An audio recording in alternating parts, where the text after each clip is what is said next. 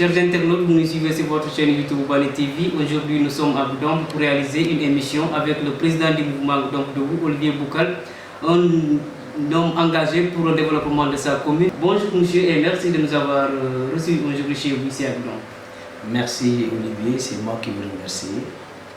Et en tout cas, nous vous disons merci donc, de venir jusqu'à Goudomp. Monsieur, dites-nous qui est Olivier Boukal pour ceux qui ne le connaissent pas. Olivier Boukal est un inspecteur du Trésor, donc en service à la PRI générale du Trésor. Je suis par ailleurs le président du mouvement Debout, donc un mouvement local, un mouvement politique et local qui officie dans le département de Goudomp depuis il y a 2 ans. Vous êtes un fils de la localité, parlez-nous un peu de vos cursus scolaires, c'est important quand même. Oui, j'ai commencé mes études à Sindima, village dans lequel je suis né, où j'ai commencé l'école primaire, puis j'ai terminé à l'école élémentaire de Kaoui. J'ai obtenu mon certificat et mon entrée en 6e. Puis j'ai étudié au collège, au CM de Goudomp. J'ai obtenu aussi mon BFM. Puis je suis allé à Sédhiou, puisqu'il n'y avait pas avant de lycée à Goudomp. Donc c'est à Sédhiou que j'ai fait le bac. C'est L2. Puis je suis orienté à l'université Cheikh Anta Diop de Dakar, au département de philosophie. J'ai obtenu mon diplôme d'études approfondi en philosophie NDA. Puis j'ai fait l'école normale, FASTEF. Donc moi, j'ai obtenu aussi mon diplôme de KS, certificat d'aptitude à l'enseignement secondaire. Donc j'étais naturellement avant un professeur de philosophie dans les lycées, avant de réussir au concours de l'ENA où j'ai fait la section trésor. Voilà, donc voilà à peu près mon cursus scolaire, bien que nous avons fait aussi d'autres masters comme c'est là, notamment en gestion. En gestion des finances publiques, j'ai fait sur la diplomatie internationale. Vous êtes inspecteur du Trésor et vous avez choisi de faire de la politique. Parlez-nous un peu de votre début dans la politique. Oui, je crois que notre engagement était d'abord un engagement citoyen. Nous avons commencé par des actions purement citoyennes, avec aucun engagement dans une formation politique. Mais comme on dit, l'appétit vient en mangeant. Au fur et à mesure, nous étions obligés donc de mettre vraiment de foutre nos pieds dans le plat. C'est comme ça que c'est venu au fur et à mesure. Le virus nous a piqué et voilà. On est entré en politique définitivement en 2017. Pourquoi vous avez décidé de faire de la politique? C'est très important. Oui, vous savez, quand vous commencez à vous intéresser à la jeunesse et à votre terroir, forcément vous allez découvrir des choses que vous ne saviez pas avant. Et c'était justement ça. Nous avions commencé à mener des actions citoyennes et on se rend compte au fur et à mesure que l'on commençait donc à fréquenter la population, à leur offrir certains services, que nous avons un manque criard de beaucoup de choses et que la population était toujours en attente des services qui viennent des élus de cette commune. Et à un moment donné, on s'est rendu compte que, en tout cas, nous avons des choses à faire et que nous pouvons faire des choses que d'autres ne peuvent pas faire. Et que donc, aujourd'hui, comme on dit, si vous avez une instruction et que cette instruction ne vous sert pas dans votre terroir, vous ne pouvez pas être utile à votre communauté. C'est qu'au finish, vous n'avez aucune utilité. Nous avons dit non, on ne peut pas accéder à cette station.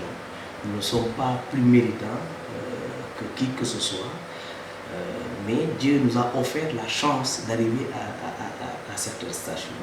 Je crois qu'il faut être humble et pouvoir rendre la monnaie. Parce qu'après tout, c'est cette ville qui nous a tout donné, puisque c'est cette ville qui nous a offert et le certificat et et le BFM Impact. Donc on ne peut pas tourner le dos à cela. Même si on ne peut pas rendre la monnaie tout de suite à ceux-là qui nous ont accompagnés dès notre premiers âges, en rendant la monnaie à d'autres personnes aussi. Je crois que c'est une autre façon de dire en tout cas aux autres, vous étiez là, vous nous avez accompagnés, nous on ne nous a rien rendu, aujourd'hui on va rendre service à d'autres aussi, même si eux ils ne peuvent pas nous le rendre. Donc je crois que c'est comme ça, et au fur et à mesure on a décidé donc d'entrer carrément en politique et de faire des choses, parce qu'il y a beaucoup de choses qu'il faut transformer, il y a beaucoup de choses qu'il faut apporter dans cette ville, et voilà. Donc si je comprends bien, Olivier Boucal a décidé de faire de la politique pour aider sa population. Oui, je crois que ça doit être même le mot d'ordre de tout le monde. Je crois qu'à un moment donné, à un certain niveau donc dans la vie, il faut comprendre au moins une chose, c'est que votre vie dépasse carrément votre personne et que donc vous devez être utile à votre société. Le monde bouge, le monde avance et il faut se dire que moi je dois faire partie de ceux-là qui me font bouger, ceux-là qui leur font, en tout cas, qui participent en tout cas au progrès de l'histoire. Et que donc aujourd'hui, je ne suis pas là pour ma personne, mais je suis là aussi pour participer au développement, non seulement du territoire, mais à l'appui donc de la population de votre territoire. Sur ce, vous êtes président d'un mouvement, donc un mouvement que vous avez créé. Qu'est-ce que vous pouvez nous dire concernant ce mouvement? Je rappelle que je suis à la tête de ce mouvement il y a de cela 2 ans, parce que nous avons fêté notre 2e anniversaire il y a juste 3 jours. Et au passage, donc, me permettez donc de saluer et de remercier en tout cas mes collaborateurs qui n'ont ménagé aucun effort pour la vulgarisation des idées de ce mouvement-là. Le mouvement donc, Debout opère dans tout le département de Goudomp. Ce n'est pas seulement à Goudomp commune, mais dans toutes les collectivités et en tout cas tous ceux qui suivent l'actualité politique dans le département, en tout cas aujourd'hui, retiennent au moins une chose, c'est que ce mouvement-là est en train de révolutionner la scène politique. De par leurs actions, de par leurs visions et surtout la nouveauté qu'ils ont apportée. Je crois que c'est du sang neuf qu'on est en train d'offrir. Parce qu'à un moment donné, quand vous avez l'habitude de voir toujours la même classe politique, ce sont toujours les mêmes personnes qui mènent la vie politique depuis plus de 20 ans, je crois qu'à un moment donné, il faut renouveler le sang pour ne pas tomber dans le piège de la sclérose. Donc c'est ce qui explique aujourd'hui l'engagement et l'engouement que vous voyez donc des jeunes dans le champ politique. D'où vous êtes venu l'idée de créer ce mouvement? Le mouvement, parce que nous voudrions fédérer toutes les forces vives du département. Parce que on est parti d'un constat, c'est que les jeunes, ce n'est pas parce qu'ils ne font pas de la politique, mais pour eux, ils doivent être là pour accompagner. Ils font tout le boulot, ils vont se battre, ce sont eux qui descendent sur le terrain, qui font le tour du village, qui convainquent, et au finish, ils se retirent et laissent les autres. Et ils ne se limitent pas à ça seulement, parce qu'ils continuent après à critiquer, et après demain, un autre arrive, il décide de l'accompagner. Je leur dis non, aujourd'hui vous avez la chance d'aller à l'école, de fréquenter les mêmes écoles que tout le monde. On ne vous donne pas les diplômes pour les mettre dans les tiroirs et être là dans la critique facile. On vous a donné, on vous a offert, vous avez atteint un certain niveau, il faut mettre, en tout cas, cette instruction, cette éducation que vous avez eue ailleurs, en tout cas, tout le savoir que vous avez acquis, il faut le mettre au service de votre communauté. Donc, aujourd'hui, il ne faut pas que les jeunes se mettent à l'écart. Il faut qu'ils s'intègrent et travaillent, parce qu'il n'est pas dit que nous demandons donc, à nos aînés d'aller à la retraite. Non. Mais nous voulons aujourd'hui travailler avec eux ensemble, parce que nous, l'avenir, en tout cas, se structure autour de nos personnes, puisque, comme on dit, l'avenir c'est toujours la jeunesse. Donc on ne peut pas aujourd'hui confier nos destins à des gens qui ne comprennent pas mieux que nous nos propres problèmes. Le mouvement donc debout existe il y a 2 ans de cela et on a vu que ce mouvement est en train de gagner du terrain dans le département de Goudomp. Est-ce à dire que vous les jeunes du mouvement, vous êtes proches de la population? Très très proche. Je crois qu'en l'espace donc des 2 ans, ce que nous avons fait ici, je crois que peu de gens peuvent le citer en exemple.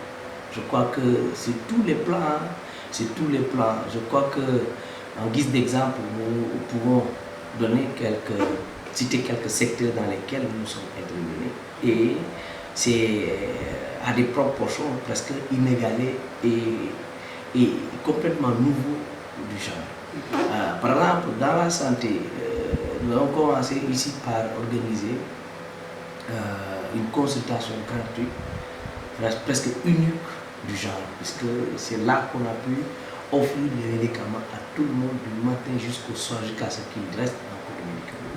Et on a consulté, regardé la population consultée, on a battu tous les records.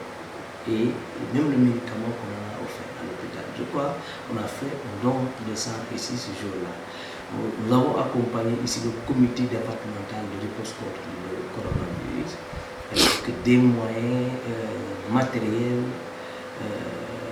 et financiers qui vraiment aujourd'hui, je crois, une telle opération n'a pas d'égal ici dans le département. Nous avons fait beaucoup nous avons enrôlé ici plus de centaines de personnes dans le cadre de la communauté maladie universelle. Je crois que, ne serait-ce que pour ce domaine de la santé, nous disons ce que nous avons fait, que même nos élus n'ont pas fait. Vous allez dans l'éducation, pour la première fois, ce que nous voyons à Dakar, les professeurs sont venus organiser des programmes de révision, de synthèse avec les élèves en classe d'examen. Nous sommes les seuls à l'organiser dans ce département et sur tout le long du département, dans tous les lycées. Nous avons pu organiser des journées de révision et de synthèse avec les élèves en classe d'examen. Je crois que nous avons voulu réitérer cela l'année dernière, malheureusement avec le corona.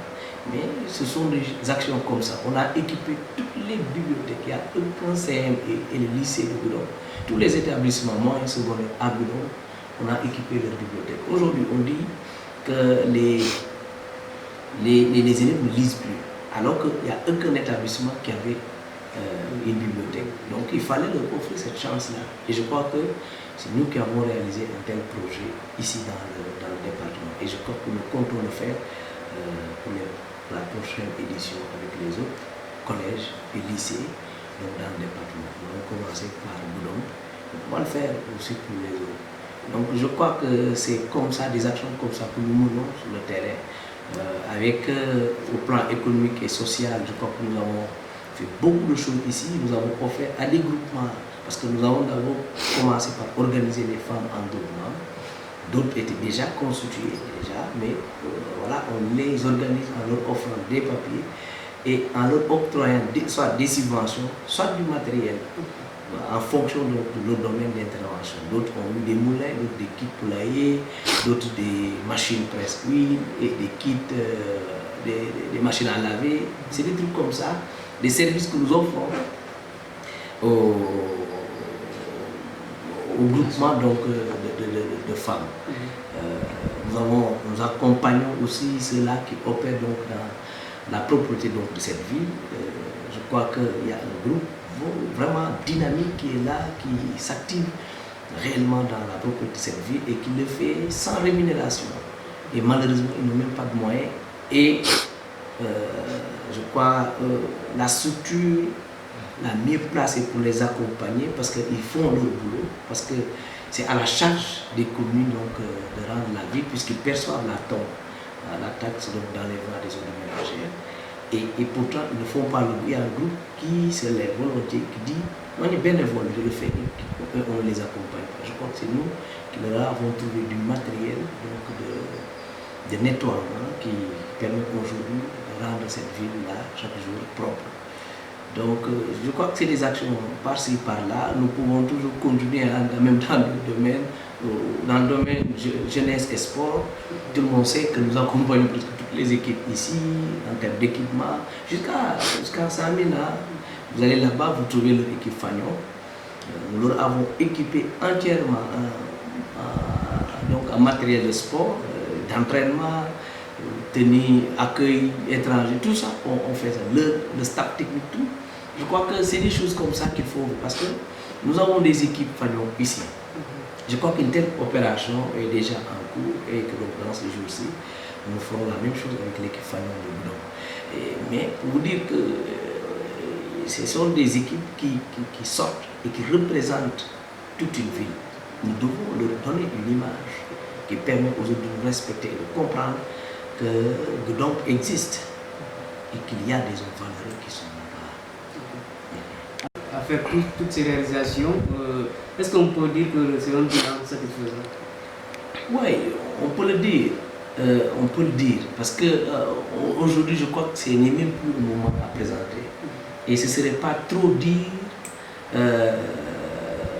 en disant que nous sommes la première force politique aujourd'hui ici. Et je crois que il faudra faire le tour et vous verrez que nous sommes sur toutes les lèvres parce que nous avons la chance d'avoir des collaborateurs qui aujourd'hui sont vraiment à la hauteur de leur tâche et s'impose naturellement. Voyez-vous, vous savez, quand vous faites du bien, vous participez, parce que ce n'est même pas rendre un service aux autres. Moi, je vous dis qu'on se rend le même service.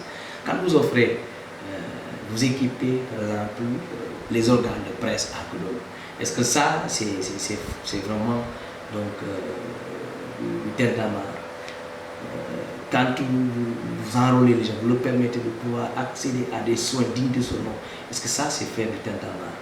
Je crois que ceux qui le rappellent sont en train de témoigner à la face du monde que toutes leurs limites et leur impopularité. Et ils se cachent maintenant derrière nous ne faisons pas du bruit. Ce n'est pas faire du bruit, je crois que c'est aider les gens. Quand vous allez dans un quartier qui n'a jamais eu donc d'éclairage public, vous mettez tout l'éclairage. Si c'est ça qu'on appelle faire du bruit, bon, je suis vraiment désolé, je ne sais pas ce qu'est alors le développement. Donc voilà un peu ce que Goudomp vous fait dans cette ville. On ne peut pas citer jusqu'à demain, au plan religieux, ici, il n'y a pas ce que nous avons fait. Je crois que tout le monde participe au pèlerinage de Téméto.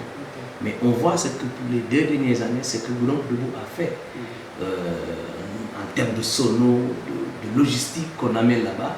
Je crois que ça, c'est ce qu'on n'a jamais vu. Et ça, qui propose mieux? Quand le Gamou de Goudomp, ce que nous avons l'habitude de voir des Gamou à Dakar, nous, qu'on a fait ici, on a des bâches, la logistique, tout ce que nous avons amené ici, qui dit mieux? Donc ça, si c'est ça, faire du bruit, bon, je suis désolé. Je leur encourage donc dans leur silence et leur incapacité. Nous, on va continuer notre travail parce qu'on ne le fait pas pour nous. Je crois qu'on le fait pour la population et on se retrouve dans cette population puisque ce sont nos mamans, ce sont nos soeurs, ce sont nos papas, ce sont nos oncles, ce sont nos frères. Chers internautes, vous suivez toujours votre chaîne YouTube Bani TV. Aujourd'hui, nous avons le plaisir d'avoir comme invité un grand homme du département de Goudomp, Olivier Boukal, président du mouvement Debout. Alors, M. Boukal, nous sommes à quelques mois des élections locales. Est-ce que votre mouvement a déjà choisi un candidat pour aller au moins essayer d'être à la tête de la mairie de Goudomp? Oui, nous, on n'a pas seulement un candidat, on a des candidats partout. Nous les présenterons dans toutes les communes. Je vous ai dit que le mouvement n'est pas un mouvement communal, c'est un mouvement départemental, donc qui est présent dans plusieurs communes du département. Nous présenterons naturellement donc des candidats dans chaque commune. Et évidemment, Goudomp étant chef du département, on ne manquera pas de présenter un candidat. Vous savez, la politique, c'est comme un poisson, comme on dit. La tête, c'est Goudomp. Si vous laissez pourrir la tête, tout le reste du corps est pourri. Donc nous, évidemment, on ne lésinera pas, ni sur les moyens, sur toutes les tactiques et stratégies pour conquérir la mairie de Goudomp. Est-ce que vous pouvez nous dire qui est candidat ou bien c'est vous en personne en tant que président du mouvement? Nous on n'a pas de candidat à la candidature. Je suis le candidat de Goudomp. Ça, c'est clair pour tout le monde. Et chez nous, il n'y a pas d'équivoque parce qu'on sait qui est qui et le mouvement est très bien organisé.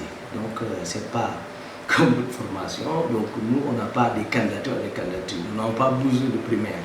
Donc, nous, toutes les cartes sont claires. Partout dans toutes les communes, nous savons qui est notre représentant et qui on va présenter. Est-ce que vous avez déjà adressé votre feuille de route? Oui, nous, on est allé même au-delà, mon ami. On a même fait un programme qui servira de soubassement à notre politique quand on sera à la tête des mairies. Il y a un document que nous avons déjà ficelé et qui est prêt, que nous allons actualiser chaque jour, puisque nous devons le sortir il y a 1 an maintenant. Et quand les élections ont été repoussées, nous avons gardé nos documents. Mais nous avons diagnostiqué tous les secteurs de développement dans une commune, nous avons relevé les problèmes, on a montré les atouts et quelles sont les solutions et les leviers sur lesquels on va devoir s'appuyer pour pouvoir développer nos terroirs. Donc je crois que ce document-là est encore là, nous le gardons soigneusement et que nous mettrons à la disposition de tout le monde. Certainement, nous vous inviterons à revenir pour participer à cette séance de présentation de ce document-là à la population du département. Même si le mouvement Debout a fait beaucoup de réalisations, on sait que ça ne sera pas facile puisqu'il y a d'autres candidats des autres partis. Que compte faire donc Debout pour arriver à conquérir les cœurs des populations? Si on ne les a pas encore conquis, je crois qu'il y a des gens qui doivent encore faire des efforts. Mais nous, évidemment, on ne va pas se limiter à ce que je crois que nous avons un plan d'action qui est très clair. Nous continuerons à faire. Mais nous, on n'est pas dans la politique politicienne. Je l'ai toujours dit. Moi-même, je ne suis pas politique. Si vous regardez, je suis un pur administratif. Mais ce que nous sommes en train de faire, nous touchons directement les populations. Et on laisse aux populations juger. Nous ne sommes pas, moi je ne crois pas à ce qu'on appelle les grands électeurs. Hein. Je ne pense pas à ça et je ne me focalise même pas sur le cœur. Donc celui qui veut travailler, il vient travailler naturellement. Mais nous, on va rencontrer les populations dans les quartiers, nous discutons avec eux, nous leur expliquons le problème sans mentir. Nous, on ne met pas de gants, on dit la vérité aux gens. Et je crois que c'est ce qui explique d'ailleurs l'adhésion de la population aujourd'hui à ce que nous sommes en train de faire. Et bon, maintenant, moi j'invite plutôt mes adversaires à se mettre au travail et à faire des choses. C'est ça qui aidera donc à décoller. Si d'autres aussi amènent des choses que moi j'amène, je crois qu'on n'aura même pas besoin d'élection. Notre ville se développera naturellement. Monsieur Boucal, dites-nous quel changement apporterez-vous une fois à la tête de la mairie de Goudomp? D'abord, je crois que la ville, la gestion d'une commune n'est pas seulement le traitement des affaires courantes de la mairie où on va signer des actes seulement. Donc je crois qu'il faut aller au-delà et poser des actions de développement. Goudomp, par exemple, je connais le mieux, Goudomp, par exemple, manque de beaucoup de choses. Et ces choses-là, ce n'est pas seulement avec les moyens directement de la mairie qu'on va pouvoir le faire. Ce sont des gens capables, avec un portefeuille relationnel, qui pourront faire amener ici des gens pour développer. Je crois qu'on ne va pas faire comme d'autres. Nous n'allons pas seulement amener des gens pour le folklore. Mais quand on décide donc d'amener des partenaires, c'est pour que c'est instant qu'ils fassent des propositions techniques et financières tout de suite et maintenant aux populations. Je crois qu'il y a beaucoup de choses et que les gens ne profitent pas bien de la coopération décentralisée. Donc, je crois que pour nous, ce sera le premier levier sur lequel on va s'appuyer pour pouvoir développer. Je crois qu'il y a autre chose aussi. Nous allons travailler sur l'intercommunalité, ce qui explique la départementalisation de ce mouvement-là. Parce que nous avons les mêmes problèmes, je le répète tout le temps, et que les problèmes de Goudomp, les problèmes de Sévali et de Sarmé sont les mêmes. Donc, il est hors de question qu'aujourd'hui, si l'on veut réussir des choses ici, que l'on pense faire des choses à l'ombre d'une seule commune. Je crois qu'il va falloir que nous travaillions avec tout le monde dans la synergie que nous allons pouvoir amener des projets d'envergure dans cette commune-là. Et c'est comme ça que nous comptons travailler, nous appuyer sur l'intercommunalité, la coopération décentralisée et nouer des partenariats publics-privés, des opérateurs qui seraient prêts. Et je crois que moi, je vous dis, dans tous les secteurs, j'ai déjà des gens qui sont prêts et qui n'attendent que ça. Et je dis, mettez-vous au travail et ils installeront tout ce qu'il faut ici à Londres. Surtout, il y a un problème récurrent, c'est le vol des bétail dans le département de Goudomp. En tant qu'homme politique et qui aspire à diriger la commune de Goudomp, que ferez-vous pour que cela puisse au moins prendre fin? Non, ça c'est très simple. Je crois que il faut renforcer la sécurité. Il faut renforcer la sécurité. Et ça, je crois que c'est pas très compliqué. C'est parce que tout simplement, nous n'utilisons pas les voies les plus idoines pour arriver à ce que nous voulons. Avoir un cantonnement digne de ce ne doit pas être compliqué. C'est ça qu'il faut. Il faut des bases militaires un peu partout. Il ne faut jamais occulter cette question. Nous avons plus de 100 km de frontières avec la Guinée.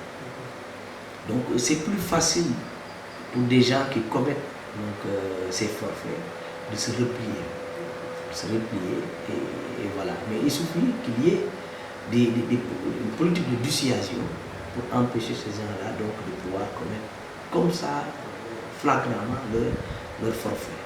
Et c'est la sécurité. Comment pouvez-vous imaginer un département capital, département de 100 brigades de gendarmerie, à défaut d'avoir un commissaire de police? Vous allez ailleurs, je parle donc des arrondissements qui ont 2-3 brigades de gendarmerie. C'est une honte pour notre département et c'est un échec cuisant de nos dirigeants qui n'ont jamais pu. Aujourd'hui, vous êtes à Goudomp, capitale département, c'est un département. Pour légaliser un papier, il faut aller ailleurs à le faire. Et vous ne pouvez pas le faire sur place. C'est comme ça, je ne vous apprends pas. Eux, ils le savent, mais parce que aussi, ils ne savent pas où est-ce qu'il faut passer. Concernant ces cantonnements, est-ce que Olivier Boucal sera prêt à tout faire pour que les frontières soient sécurisées?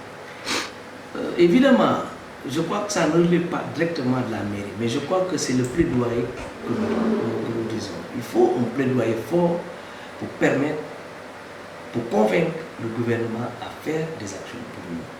Mais malheureusement, nous n'avons pas de représentants parce qu'eux, ils comptent sur des gens qui eux-mêmes sont obligés de compter sur d'autres. C'est ça qu'il faut bannir. Donc nous devons savoir, il faut savoir taper à la bonne porte pour avoir des choses. Mais si vous vous accommodez avec des pis-aller, c'est toujours comme ça. Et je crois que c'est ce qui se passe aujourd'hui. C'est pourquoi nous disons que, évidemment, ce sera un combat que nous mènerons pour que l'on puisse offrir à ce département-là le visage qu'il faut. Nous sommes le département le plus touché par le conflit de la Casamance. Donc il est hors de question que quand on crée des agences comme l'ANDRA, qui est là pour la relance des activités de la Casamance, en faveur du retour à la paix ici en Casamance, et qu'on ne sente pas l'ANDRA ici dans notre département. Ça, c'est une honte. C'est une honte aussi. Il n'y a pas tellement de politique concernant la transformation de nos produits, à savoir les mangues, nos mangues pourrisses. Est-ce que Goudomp Debout est prêt à mettre la main dans la pâte pour pouvoir permettre à ces derniers de transformer le produit ici dans le volontaire? Oui, c'est ce que nous disons. Vous savez, il y a beaucoup d'actions qui relèvent vraiment des initiatives privées. Maintenant, le rôle des maires ou des conseillers municipaux, c'est d'offrir des facilités à ces opérateurs économiques pour qu'ils puissent s'installer. Donc il faut leur trouver déjà des périmètres. Il faut leur offrir, il faut des terrains. Et je crois que ce n'est pas un problème dans notre département. Les communes ont assez de terres.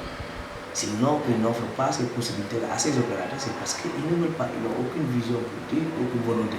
Mais c'est ça qu'il faut. Nous disons qu'il faut offrir des facilités à des gens pour qu'ils puissent s'installer. Mais notre département, nous savons, pour l'ANACAT, on est pionnier au Sénégal. Nous sommes pionniers et pourtant, aucune action, rien ne se fait, aucune usine de transformation dans le département. Et on est obligé donc, Ziguinchor qui qui ne produit même pas le quart de ce que fournit le département de l'eau, est obligé d'être pionnier aujourd'hui. Je crois que c'est des trucs comme ça, des changements comme ça qu'il faut. Les fruits et autres pourrissent chaque jour ici, parce que mais celui qui vient s'installer ici, c'est lui qui gagne. Et en retour, il paye des taxes pour nos communes. Et vous gagnez aussi. Donc il n'est pas dit que c'est à la mairie de faire des intertransformations pour avoir la norme. Nous sommes un service public, on n'est pas là pour faire le profit. Mais il faut offrir des possibilités aux opérateurs économiques privés pour qu'ils puissent s'installer. Et en retour, ils paieront des taxes qui vont servir à développer la ville. Il y a une question qui préoccupe les Sénégalais, c'est l'immigration clandestine. On a vu, il y a pas mal de jeunes Sénégalais qui périssent en voulant atteindre l'Europe en tant que leader politique. Quelle est votre impression par rapport à cela? Je crois que vous me permettez d'abord de m'incliner devant les mémoires. Et à l'occasion, je présente en tout cas mes condoléances aux familles éplorées. Je crois que c'est un phénomène triste. Il faut reconnaître, la migration, ce n'est pas un phénomène nouveau, ça se passe de tout temps. Maintenant, aujourd'hui, on est dans un contexte de pandémie qui a frappé une partie du monde sensiblement. Et les gens ont cru qu'ils étaient déjà désespérés, n'ayant pas trouvé des alternatives dans leur pays, se sont dit, voilà une opportunité pour nous de pouvoir avoir une vie honorable et offrir aussi à nos parents, en tout cas, une vie beaucoup plus digne. Ils se sont lancés à la mer. Ce n'est pas la meilleure méthode. Je crois que moi, plutôt, j'ai une position mitigée, parce que je ne condamne pas tout ce que le gouvernement, puisque le gouvernement n'a pas encouragé les gens à emprunter ces chemins-là. Et il faut ici, vraiment pour rappel, le gouvernement a mis en place des instruments aujourd'hui qui permettent aux gens, s'ils veulent travailler, de pouvoir le faire. Je crois qu'il y a le FONGIP qui est là et qui garantit les prêts de tous les gens, de toutes les personnes qui ont des initiatives privées pour pouvoir travailler. Il y a la BND qui finance, il y a le PRODAC qui est là, il y a l'ADER qui donne des financements directement et l'ADPME qui est là. Il y a beaucoup d'instruments que l'État a mis en place. Mais malheureusement, le seul hic, c'est que, il n'y a pas de communication très poussée autour de ça qui empêche aux gens de pouvoir connaître ce qu'ils doivent faire. Mais aussi, les gens ne font pas d'efforts pour aller vers l'information. Ce qui fait que aussi, ces instruments-là sont sous-utilisés et captés par une minorité. Et aujourd'hui, parce que les fonds sont là, les financements sont là, si vous ne partez pas, d'autres vont se les partager. Et c'est normal. Il faut que les gens mobilisent. L'État a mis en place des programmes très clairs, avec des instruments qui sont là pour accompagner les gens. Si tout le monde ne peut pas être fonctionnaire de l'État, mais que les gens comprennent qu'il faut des initiatives, il faut avoir des projets. Maintenant, si vous avez une vision, il faudra donc s'approcher du FONGIP qui vous accompagne, qui vous fait le business plan et vous accompagne jusqu'au financement. Il faut que les gens aillent vers ces instruments-là. Et je crois que ce serait vraiment, c'est gravissime qu'aujourd'hui que les gens ne soient pas au courant qu'il y a ces instruments-là et qui ne sont pas là pour une certaine catégorie de population du Sénégal, mais c'est pour tout le monde. Il faut que les gens aillent vers ces instruments-là. Mais est-ce qu'on ne peut pas dire aussi que c'est le manque d'emplois qui pousse certainement ces jeunes aussi à aller sur... Mais les emplois, il faut les créer, c'est ce que je dis. Les emplois, on les crée. Et les gens oublient. L'État, bon, les gens le répètent, bon, d'une certaine mesure, oui, mais ce n'est même pas l'État qui crée les emplois. L'État crée des conditions pour les emplois. Mais ce n'est pas à l'État de créer des emplois. Ce sont les initiatives privées qui doivent créer des emplois. Ce sont eux qui doivent créer ces emplois-là. Maintenant, l'État a mis des instruments pour les conditions de création de l'entreprise et a même réduit les délais de création d'une entreprise avec l'APIX. Mais il y a tout ça et les gens ne les utilisent pas. Que personne ne crée, on ne réfléchit même, on ne pense pas à qu'est-ce que moi je dois faire, quel est le projet que je dois mener. On ne fait pas tout ça et on dit qu'il n'y a pas d'emploi. Si vous restez sur votre manguier aussi, qu'on se dise la vérité. L'État ne peut pas venir te fouiller pour dire viens, on va aller te donner un financement. C'est ce que je dis. Mais en tant qu'un leader politique, vous dirigez un mouvement, on appelle à l'endroit de ces jeunes. Je crois que le mouvement Goudomboudou continuera ce sens. Je crois que nous organiserons à l'avenir des forums ici pour sensibiliser davantage sur les outils que l'État a mis en place pour accompagner ces jeunes-là. Je crois que ce que nous faisons pour les femmes, nous allons le faire aussi pour les jeunes, pour les pousser à comprendre comment on crée une entreprise, comment on organise, comment on peut obtenir un financement. Et je crois que ça fait partie du programme, notre programme cette année. On va faire venir ici des entrepreneurs pour expliciter et expliquer comment on fait un business plan et comment on peut obtenir un financement de la part de l'État. Et je crois que c'est des choses comme ça qu'il faut, parce que aussi s'ils ne sont pas informés de tout ça, évidemment ils ne feront aucune action et ils seraient tentés donc par des solutions faciles qui sont la mer. Et votre dernier mot à l'endroit de vos militants et aussi aux populations de Maman, je tiens à remercier tous mes collaborateurs, et leur féliciter et leur témoigner toute ma gratitude pour tout ce qu'ils font pour le progrès de ce mouvement-là. J'invite aussi la jeunesse à la sérénité, mais aussi au travail, parce qu'il n'y a que ça qui nous sauvera.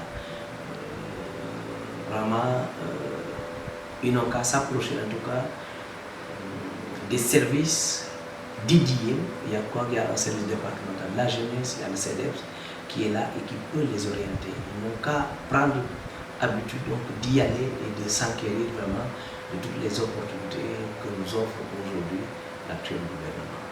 Un mot à l'endroit de vos adversaires politiques pour le développement de je les encourage et d'ailleurs je me félicite de voir vraiment des candidatures très très jeunes.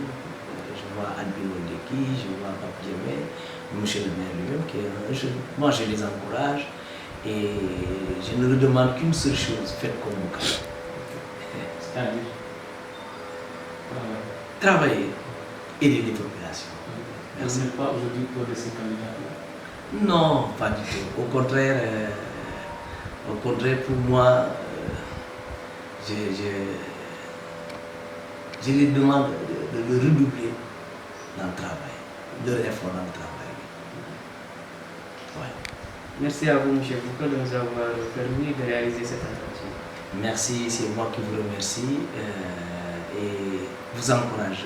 Je suis vraiment votre télévision numérique chaque jour et je vois tout le travail que vous abattez, notamment dans la promotion des leaders de la région, de toute la Casamance. Nous vous encourageons et vous félicitons pour ce travail et prie Dieu de vous accompagner dans cette nouvelle voie. Merci.